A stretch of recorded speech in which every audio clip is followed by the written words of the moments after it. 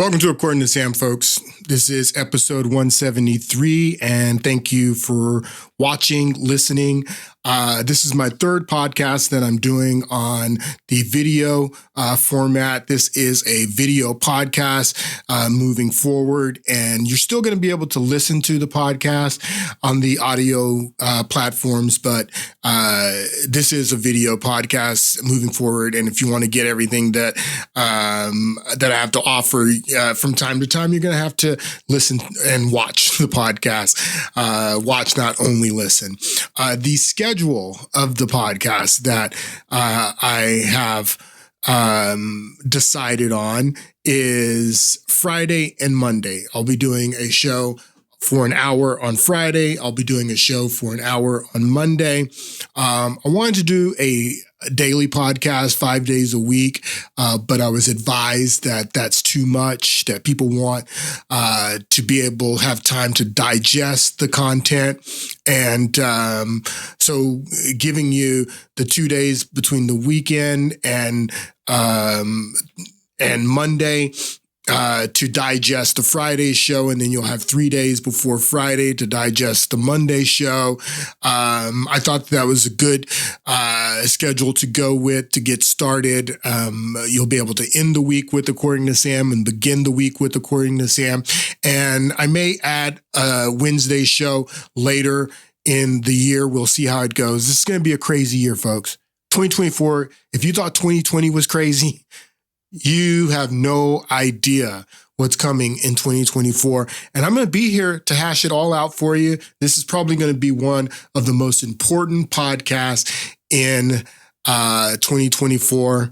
And I'm counting on you to help out with, helping me share the podcast, helping to share content with me, helping me to monetarily. This is going to be a value for value show. I'm going with that model. And that model is, if you get any value from this podcast, then I'm asking you to return that value to me, and whatever it may be, $5, $10, you'll be able to give through my website, According2Sam.com. And whatever you give is going to help the podcast continue and grow. And sharing the podcast, if you can't give, sharing the podcast is probably going to be the most important thing, because it's going to help me grow. I'm trying to come up with a feedback loop as well, where I can hear from you, the viewers, and get feedback from you.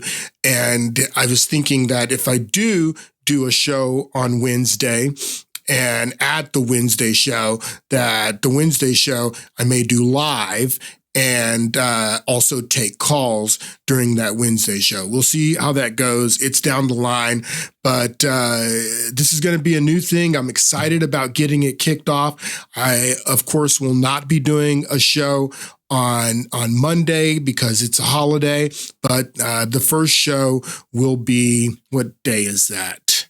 That Friday. Hold on here. That would be Friday the 8th will be the first show. And then every Friday and Monday moving forward, you can expect a new According to Sam show. I do have a great show for you today. And I think that I got all the bugs worked out. I got a brand new camera. You won't see the camera freezing anymore. I think the sound is good. I think that I've gotten that dialed in. But we'll see if there's anything that we can identify in this podcast. I had wanted to do 2 more of these podcasts before we got started next year, but it doesn't look like I'm going to be able to. This will be the last podcast that I do in 2023. And then we'll start with the new schedule on January 8th for the 2024 schedule. With that said, let's get into what I have for you today. And I have, like I said, a really, really good podcast for you today. What I want to do today, I want to start by looking at a word and defining this word. Now, when I look at definitions, because the definitions are changing all the time now, when I try to define a word, I don't look at the definition. I try to go to the etymology. And because the etymology is what the word meant when it was first in use. And this word wicked, I want to look at the definition and kind of dissect this word wicked. Now, of course, if you're watching the podcast, this is a picture of the marquee of the Broadway musical, Wicked. Wicked is about the witches from the Wizard of Oz, and it goes into this, backstory of the Wizard of Oz. There was the Wicked Witch of the East, and there's the Wicked Witch of the West, and that's what this musical is about. But if you're looking at this marquee, you'll see it says there, "The Untold Story of the Witches of Oz." Witches, wicked. You'll see here, this is a what do they call them?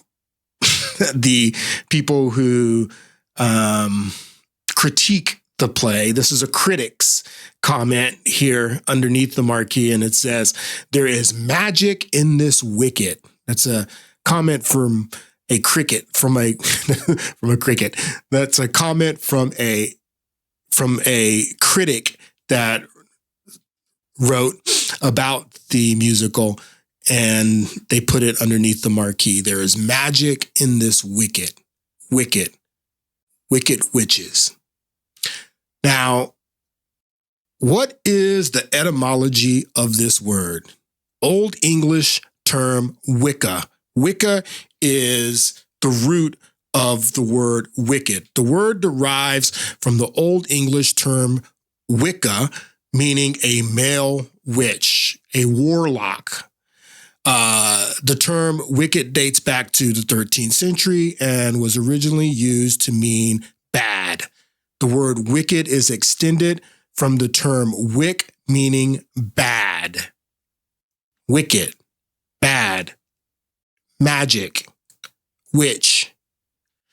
I like this etymology page as well. Hold on, let me expand this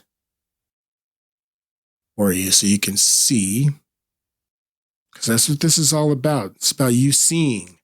That's why I came to video, people. Wicked.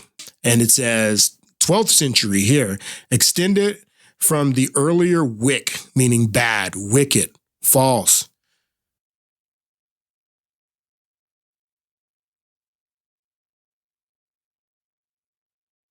See here. All right, here, Old English, wiki, female. So this is the feminine. Wicca is the masculine. Wiki is the feminine. Female magician, sorceress, witch, female witch. So when you see wicked witch, that's redundant. That's what it is. Wicked is a witch, someone who participates in magic and sorcery. Now, the word wicked, let's go here. This is the Bible.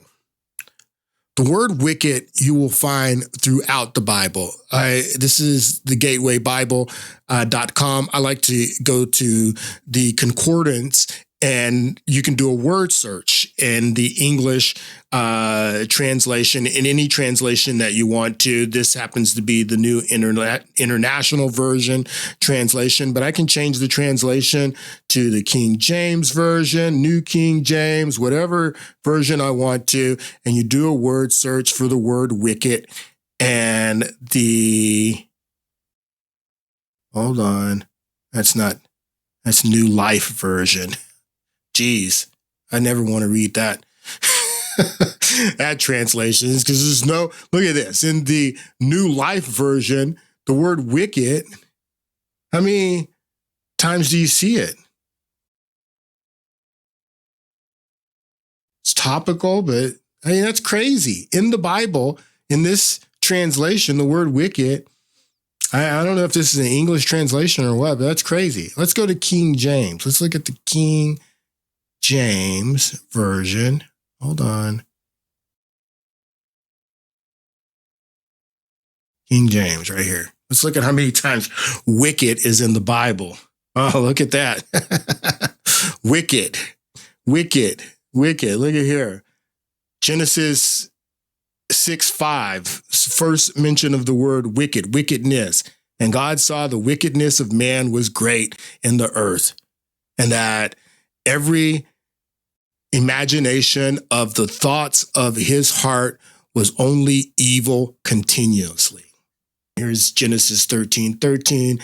But the men of Sodom were wicked and sinners before the Lord exceedingly. Sodom and Gomorrah were the cities that God destroyed, and he destroyed them because they were wicked. That's what the Bible says. And Abraham, this is the third occurrence of the word wicked in the King James version of the Bible, Genesis 18:23. And Abraham drew near and said, will thou also destroy the righteous with the wicked? Now, this is a dichotomy, a theme throughout the Bible, the righteous and the wicked. People are either one or the other. According to the Bible, they're either righteous or they're wicked. And this is a theme throughout the Bible, from the beginning of the Bible to the end of the Bible, Old Testament, New Testament, the dichotomy of the righteous and the wicked. So I want you to look at some of these occurrences of the word wicked in the romance books, the Psalms and the Proverbs. This is Psalms 1:4. Not so the wicked. They are like chaff, and the wind blows them away.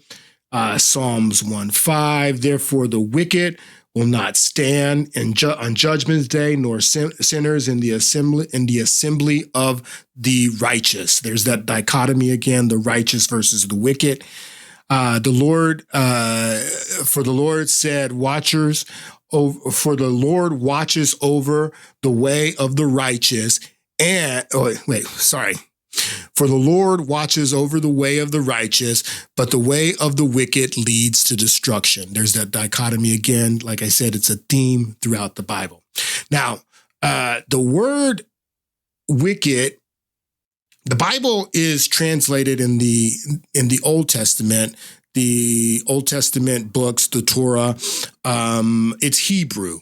So when you look at an English translation of the word wicked, it was translated from a Hebrew word, and that Hebrew word is rasha. Rasha is also an adjective. Hold on, let me expand this so you can see what's going on here.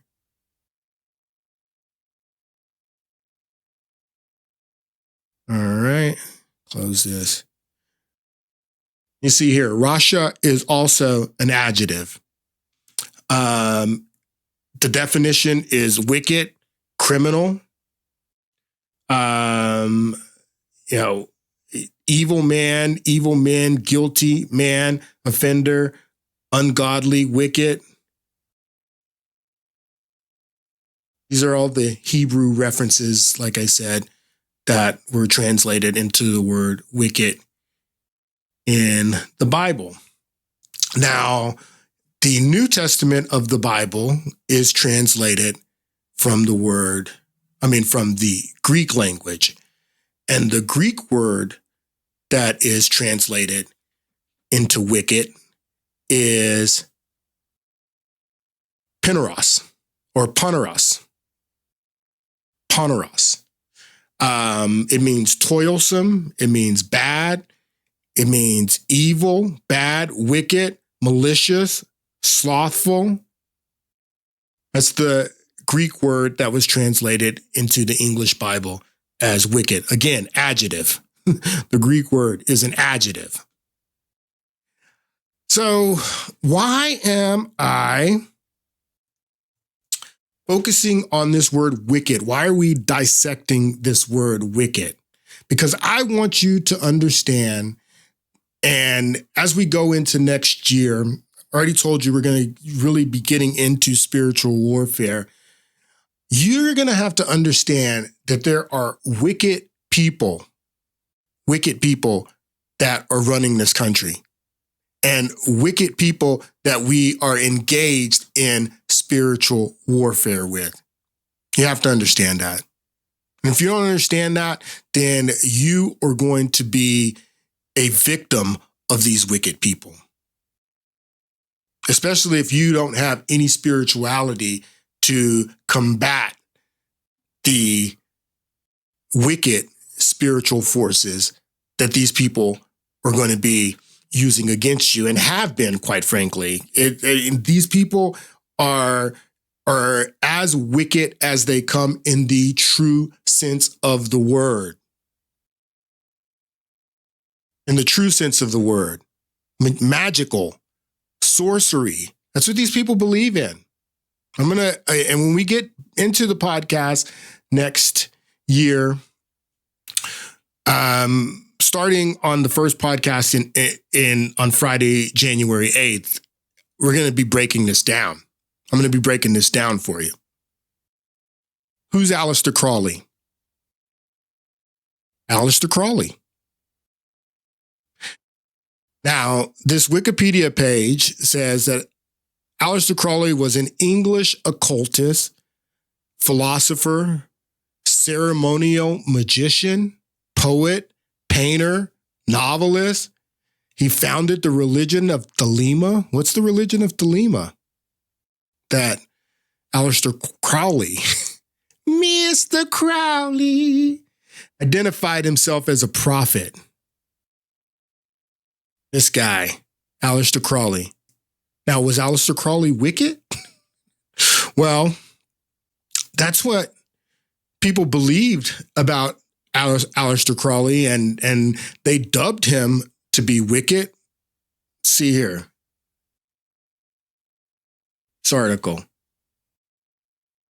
You should look into Mr. Crowley.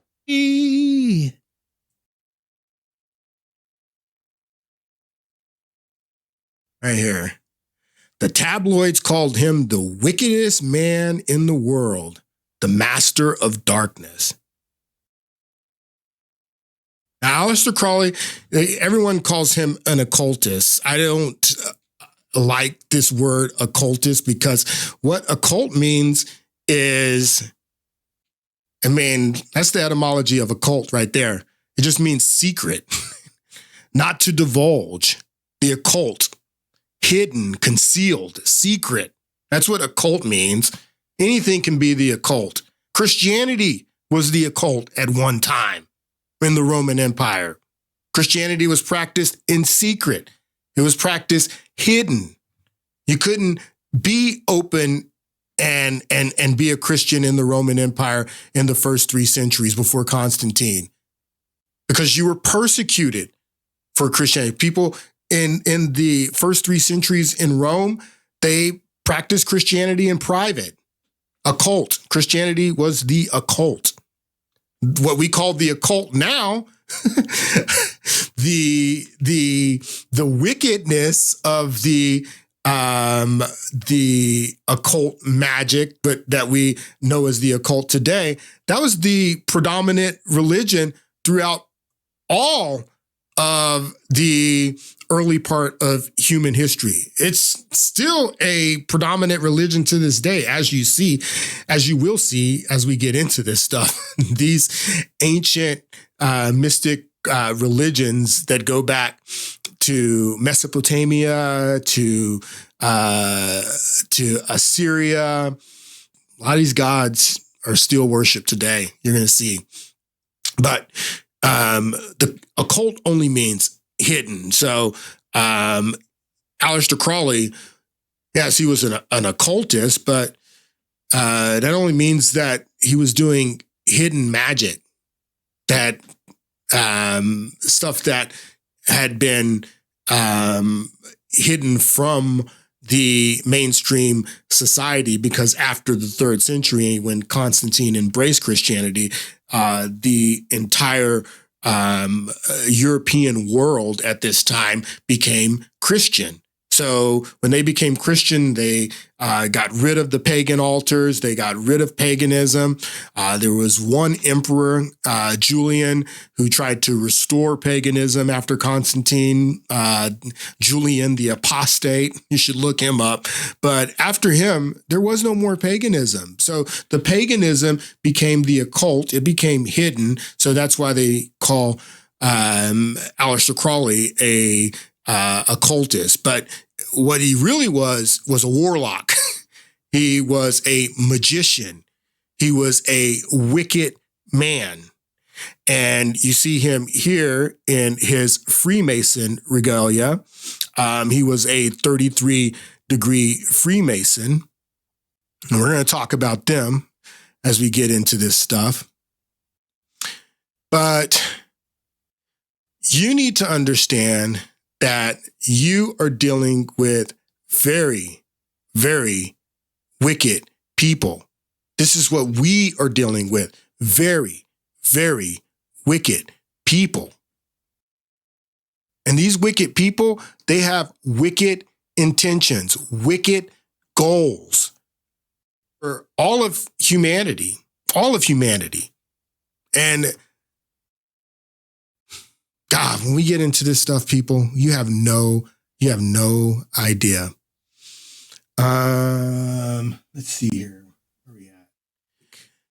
Oh, I wanted to talk about this part about Aleister Crowley as well, and introduce this other Greek word. So here it says here. That Aleister Crowley, where's that at? I read it just last night where it talked about him using drugs. And here it is right here. In 1898, Crowley met a chemist named Julian L. Baker, a member of the Hermetic Order of the Golden Dawn, which he joined. The order was devoted to studying paranormal activity and all matters of the occult. Eventually, Crowley hired a senior member of the group to be his live-in personal tutor on the subject. Together, Crowley and his tutor experimented with ceremonial magic and the ritualistic use of drugs. That's the part that I wanted you to focus on, because a lot of these spells, a lot of the sorcery that these people do involves drugs. And I wanted to introduce you to another word that is frequent in the Bible. This is a Greek word, pharmakia. And pharmakia is a noun. It's feminine. And pharmakia means the use of medicine, drugs, or spells. The use, pharmakia, magic, sorcery, enchantment. That's what the word pharmakia means. So when Aleister Crowley and his tutor are using drugs and ritualistic drugs to do these spells and this sorcery, this is all part of this wicked magic that he's involved in. You also should know that the word pharmakia is where we get the word pharmaceuticals, pharmacy. Big pharma comes from pharmakia, from the word pharmakia. So that's a little bit about the word wicked. One other thing you should know about the word wicked and this magic, I wanted you to, back to the Bible, notice the first verse of the 3rd chapter of Genesis. And the first verse in the 3rd chapter of Genesis reads, "Now the serpent was more crafty than any of the wild animals that the Lord has made. Now, this is in the beginning when God creates Adam and Eve, and the serpent comes into the garden, and he, tricks Adam and Eve into eating the fruit of the tree. The fruit of the tree is knowledge. It's not an apple. The fruit of the tree is the knowledge of good and evil. And the serpent enters into the garden, and he tricks the woman and the man into eating the fruit of the tree, which is knowledge. But this, you got to understand this part.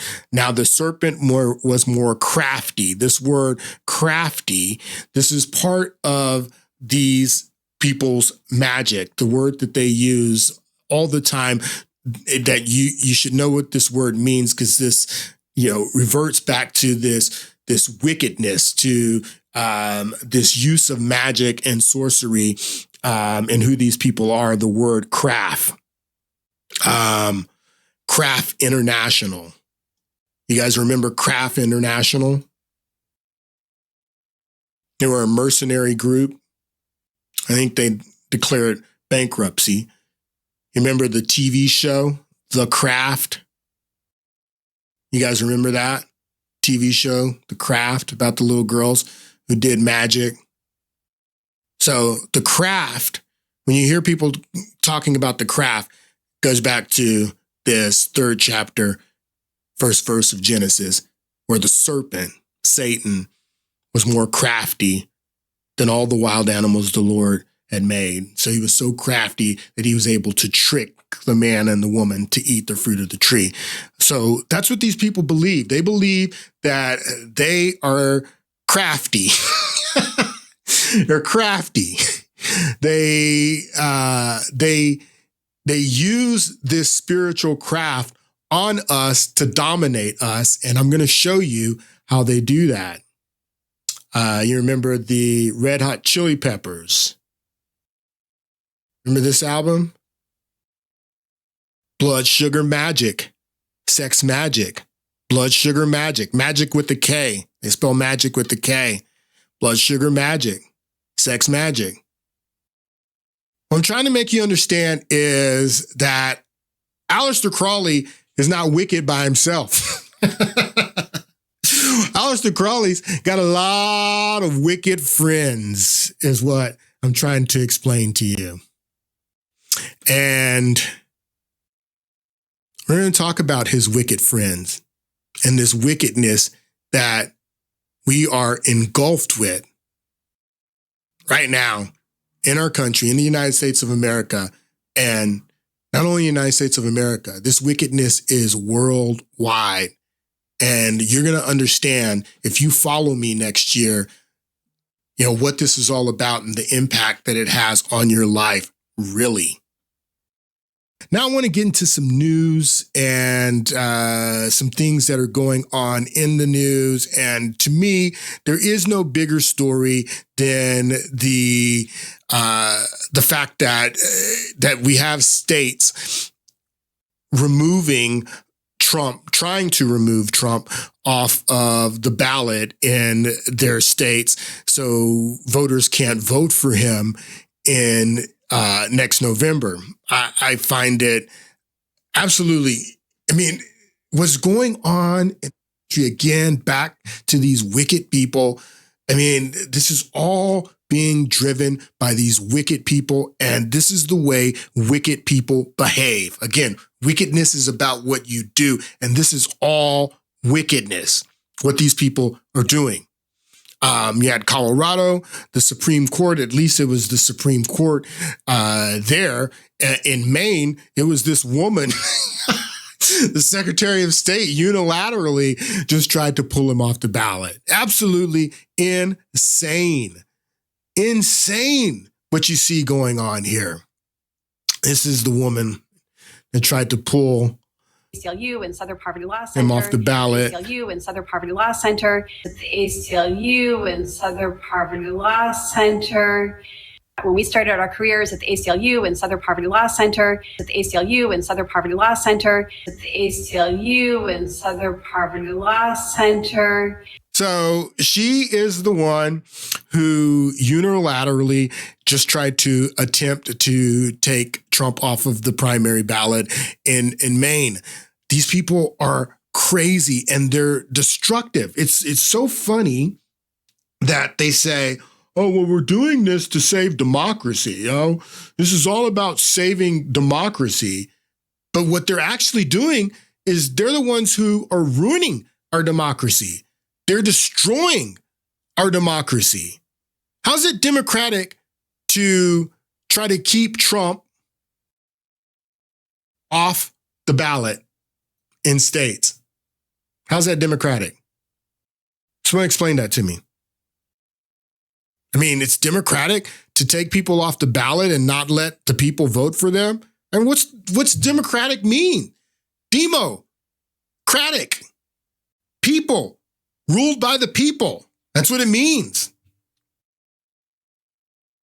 That's what it means. So if you don't let the people vote for Trump, how's that democratic? She's wearing this shirt here, Democracy Defenders. Democracy Defenders. How's that democratic? It reminds me of how they say that Ukraine, and we talked about Ukraine a little bit in the last podcast when we talked about Trump's first impeachment and how bogus it was. But they say that Ukraine is a democratic country. When's the last election that they had in Ukraine? Ukraine's banning, the Russian Orthodox Church. How's that democratic? I mean, they just use the word democratic and democracy, and this is part of the sorcery. You have to understand the sorcery of these people, these wicked people. It's part of the sorcery, just to be throwing out words, democratic. What's that mean? How's this democratic? Keeping Trump off a ballot unilaterally for something that he hasn't done. They say that he fomented an insurrection. The etymology of the word insurrection, an uprising against civil authority. He was the civil authority on January 6th. He was the civil authority. How was he fomenting a uprising against himself? He was the commander of the largest and greatest military on this planet. He was commander-in-chief on January 6, 2021. If he wanted to do an insurrection, why didn't he just send the military? The etymology of the word insurrection just means to rise up. One who rises in revolt against the government. Doesn't have the word violence in here. But if you go to the Oxford Dictionary, this is what the Oxford Dictionary says. A situation in which a large group of people try to take political control of their own country in violence. This is what we've always understood an insurrection to be, is to be not only an uprising, to be a violent uprising. And there was a lot of violence on January 6th. Don't get me wrong. There was a lot of violence. But Trump didn't do any of that violence. Trump didn't encourage anyone to do any of that violence. As a matter of fact, Trump told people to be peaceful and patriotic.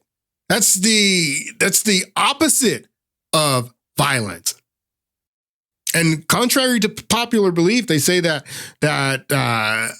Trump didn't commit to a peaceful transfer of power. Well, that's a lie.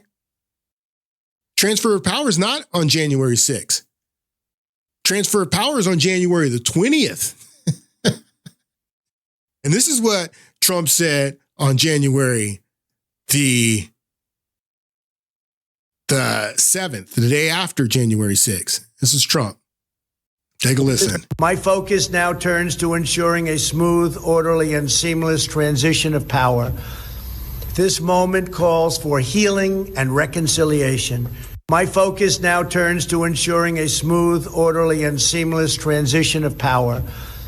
This moment calls for healing and reconciliation. Why isn't My the media focus now turns to Why hasn't the media ever played that for you? Why didn't they play that in the January 6th committee, the Star Chamber committee? Why didn't they play that for you of Trump saying on January 7th, my focus now is committing to a smooth and peaceful transition? The transitions happens on January 20th, not on January 6th. So how did Trump commit an insurrection?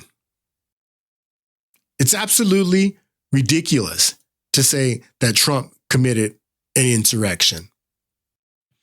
What do I have here? These bookmarks. Oh, Hillary Clinton. Let's go to Hillary Clinton. People say that Trump committed an insurrection because he refused to concede the election. Hillary Clinton advised Joe Biden before the election in 2020. Hillary Clinton says Biden should not concede the election under any circumstances. So Trump committed an insurrection by following Hillary Clinton's advice to Joe Biden? Are you serious? That's an insurrection? For our audience, discuss it on the other side. Take a listen. They have a couple of scenarios that they're looking toward. One is messing up absentee balloting so that they then get maybe a narrow advantage in the Electoral College on Election Day. Joe Biden should not concede under any circumstances because I think this is going to drag out, and eventually I do believe he will win if we don't give an inch and if we are as focused and relentless as the other side is. So that was Hillary Clinton's advice to Joe Biden, that this is going to drag it out, don't concede under any circumstances. And I posted this on my Twitter page because or X page, is because I wanted you to see that from this Time article, what she's talking about there, that we're going to drag this thing out. I mean, what election do you ever remember taking 2 weeks to name the winner? What election? This election in 2020 was very, very unique. We didn't learn who the winner was until almost 10 days later. It's very unique. But like Hillary Clinton says, we want to drag this thing out. Joe Biden shouldn't concede under any circumstances. This is from the Time article where they lay out this conspiracy. The word conspiracy is in the article. They lay out this conspiracy to in the election, I guess. Or here it is right here, to fortify the election. That's what they say here. But let's read this article from this Time article. That's why the participants want this secret. That's why the participants want this secret history of the 2020 election told. Even though it sounds like a paranoid fever dream, a well-funded cabal of powerful people ranging across industries and ideologies working together behind the scenes to influence perceptions, working together behind the scenes to influence perceptions, change rules and laws. This is in Time, people. Working together behind the scenes to influence perceptions, change rules and laws, steer media coverage, and control the flow of information. That's why they censored Hunter Biden's laptop before the election, because it was a cabal of powerful people ranging across industries and ideology, controlling the flow of information. These are the things that they admit to have doing. Secret cabal, secret cabal.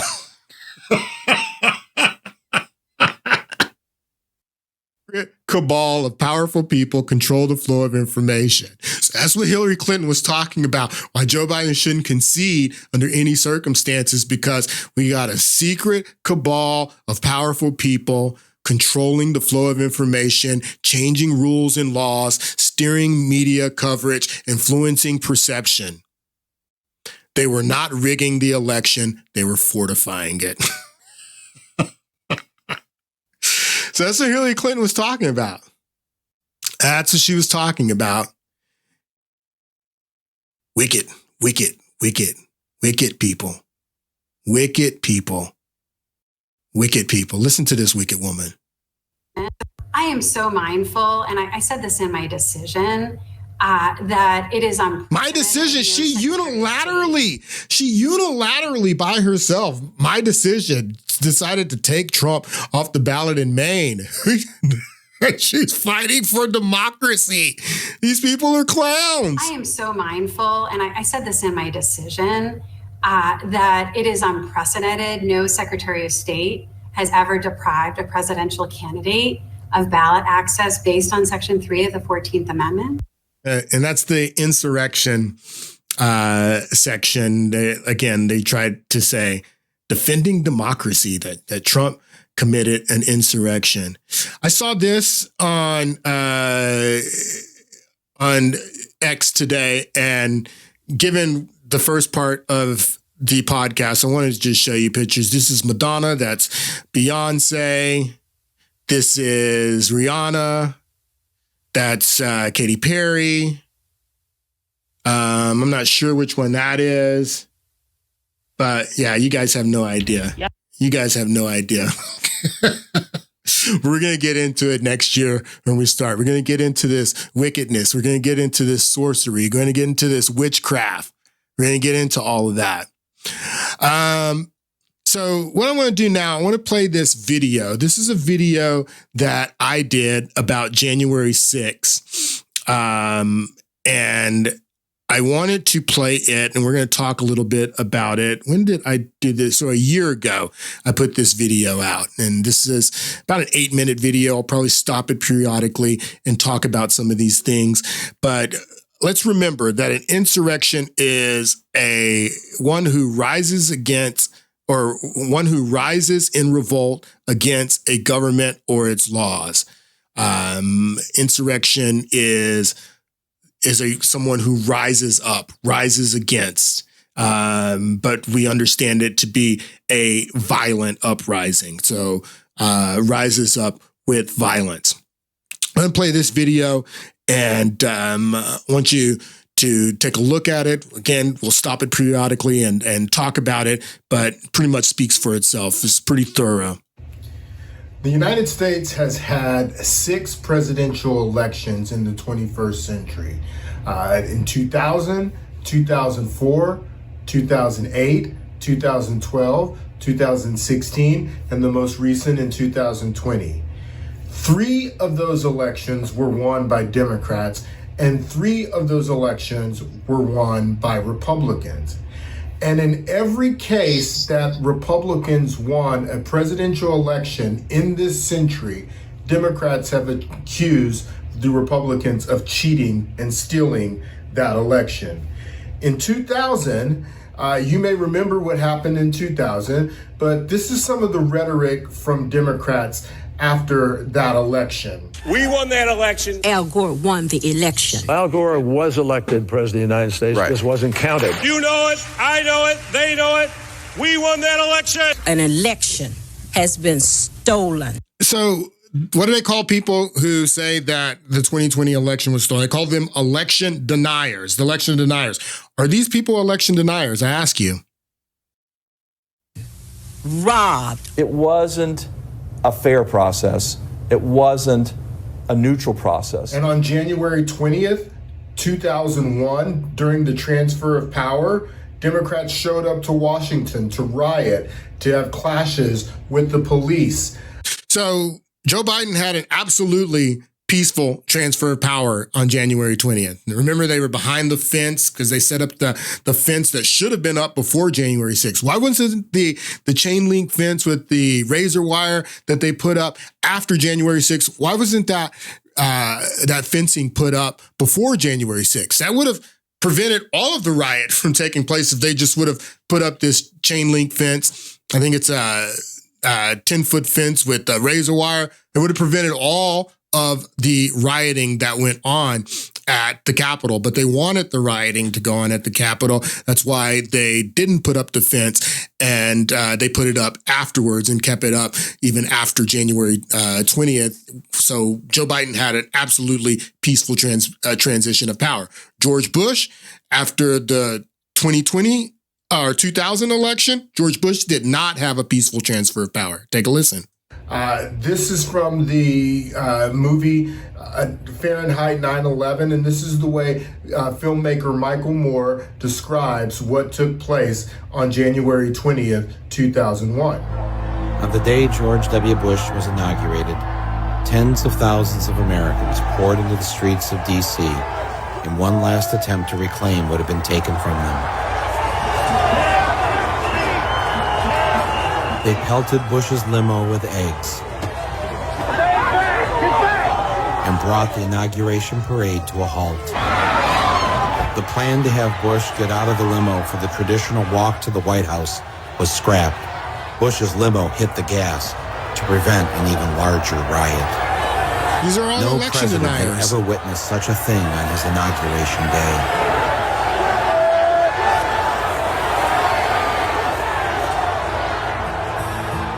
In 2004, when George Bush won re-election, something very interesting happened in that election. John Kerry conceded to Bush the morning after the election.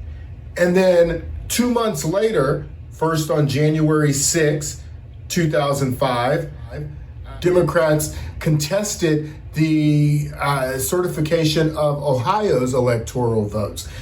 So this is very important because they say that Trump committed an insurrection because he refused to concede the election, even though Hillary Clinton told Joe Biden not to concede under any circumstances. Trump refused to concede. Well, in 2000, and after the 2004 election, like I say here, John Kerry conceded the morning after the election. He conceded. He was done. So if Trump would have conceded and that would have made all of the controversy go away and everybody would have been like, oh, well, Trump lost because he conceded. No, that's not true. That's not what Democrats did in 2004 and 2005. John Kerry conceded the day after the election and Democrats spent months conceding fighting the election, even though their candidate had conceded. In 2000, House members tried to contest the electoral votes in Florida, but were unable to get a senator to join them, which is what the rules say. But in 2005, Barbara Boxer of California joined members of the House of Representatives to contest Ohio's electoral votes. Take a listen to Barbara Boxer on January 6, 2005. Why did voters So this is important because what Barbara Boxer does here in joining a member of the House to contest Ohio's electoral votes is the exact same thing that Ted Cruz and other Republican members did on January 6, 2021, when they joined members of the House to contest Arizona, and Arizona was the second state that was counted, and it was contested, just like Barbara Boxer joined members of the House in 2005 to contest Ohio. Ohio wait hours in the rain to vote? Why were voters at Kenyon College, for example, made to wait in line until 4 a.m. to vote? Because there were only 2 machines for 1,300 voters when they needed 13. Excuse me. Why did voters in poor and predominantly African American communities have disproportionately long waits? Why in Franklin County did election officials use only 2,798 machines when they needed 5,000? Why did they hold back 68 machines in warehouses 68 machines that were in working order? Why were 42 of those machines predominantly in African American? Boxer an election denier? I'm just trying to figure out if Barbara Boxer was an election denier or not. Why did in the Columbus area alone an estimated 5,000 to 10,000 voters leave polling places out of frustration without having voted? How many more never bothered to vote after they heard this because they had to take care of their families, or they had a job, or they were sick, or their legs ached after waiting for hours? Why is it when 638 people voted at a precinct in Franklin County, a voting machine awarded 4,258 extra votes to George Bush? Because of this and voting irregularities in so many other places, I joined today with Congresswoman Stephanie Tubbs Jones. Yeah.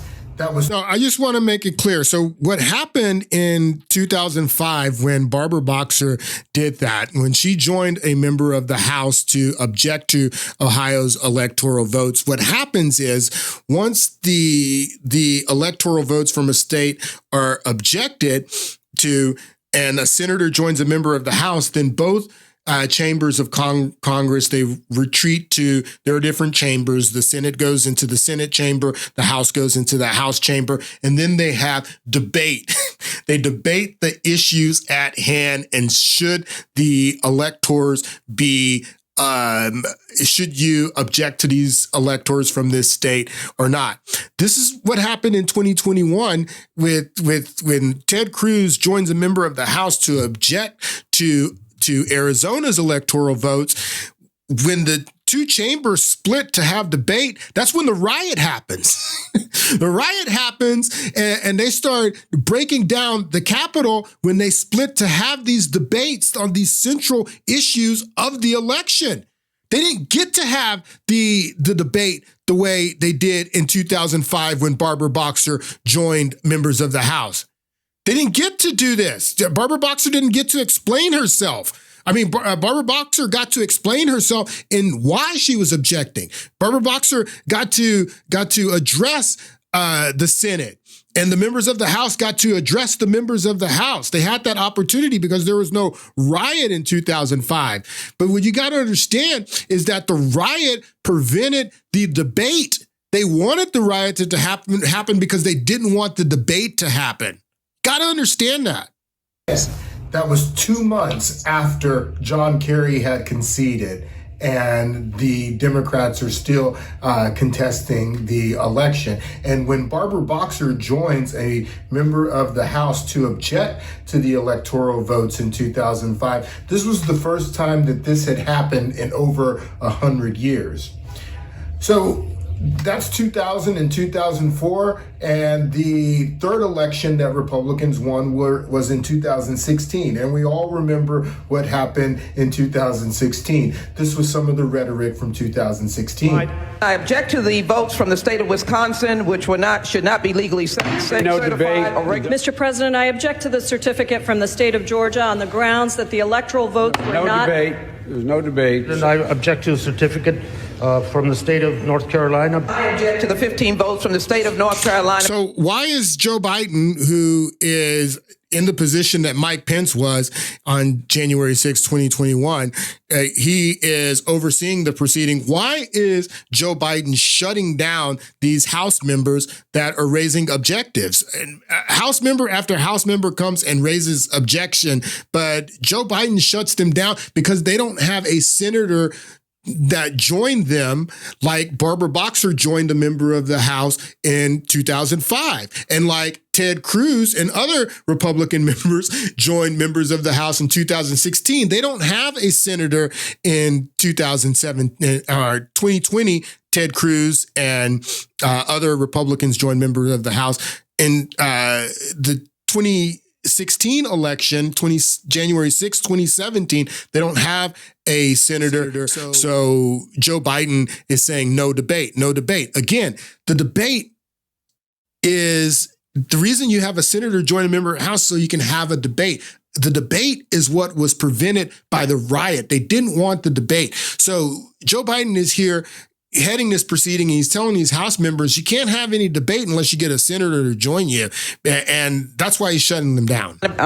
I object. I object to the certificate from the state of Alabama. The electors were not lawfully certified. Is it signed by a senator? Not as of yet, Mr. President. In that case, the objection cannot be entertained. The objection cannot be entertained. Debate is not in order. Ballot. Even with the There is no debate in order. Is it signed by a senator? There is no debate. There is no debate in the joint session. Claim that President Trump stole the 2016 election is going to federal court. A Democratic Party lawsuit today alleges a conspiracy and seeks civil damages. I felt that Donald Trump had not been legitimately elected. I thought he'd gotten help from the Russians. But you know what? It would have never occurred to me to take up arms against Donald Trump. That's just not what we do. Take up arms. Nobody took up arms in America. And this was the... It's so hilarious, man. Look at this, people. I want you to see this. Take up arms. This is a picture that I saved. I want you to see this. Look at this, people. If these people would have taken up arms... If these people would have showed up to Washington with the guns that you know they have at home, that would have been a real insurrection. But it wasn't a real insurrection. They didn't take up arms. It's ridiculous. Here, I want you to watch this. I want you to watch this. Here we go.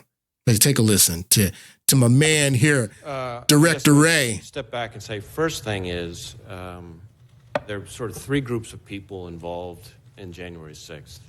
The first group, the largest group, the group we need to spend the least time talking about is peaceful, maybe rowdy protesters, but who weren't violating the law.